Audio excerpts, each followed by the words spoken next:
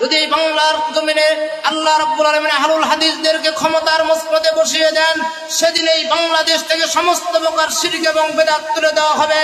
এই বাংলার জমিনে কোনো উঁচু কবর থাকতে পারবে না, কোনো মাজার, কোনো খানকা, কোনো ভণ্ড বাবা আর এই সমস্ত শিকল বাবা, তালা বাবা এগুলা থাকবে না।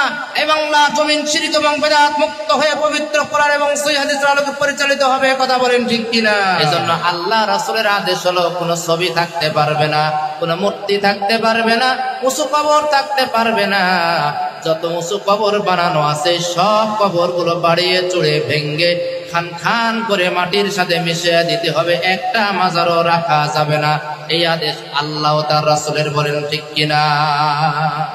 এজন্য বন্ধুগণ, এই যে স্বাধীনতার পরে দেখেছেন তাওহীদি জনতা বাংলার হাজার হাজার মাজারগুলো, শিরকের আড্ডাখানাগুলো ভেঙ্গে চুরে খান খান করে মাদকের আড্ডা তুলে দিয়েছে, শিরকের আড্ডা তুলে দিয়েছে, বেপরদা বেহায়াপনার আড্ডা তুলে দিয়েছে। এই জমিনে তাওহীদির বাংলার জমিনে কোনো ধরনের কোনো কিছু থাকতে পারে না, শিরক থাকতে পারে না। কথা বলেন ঠিক কিনা?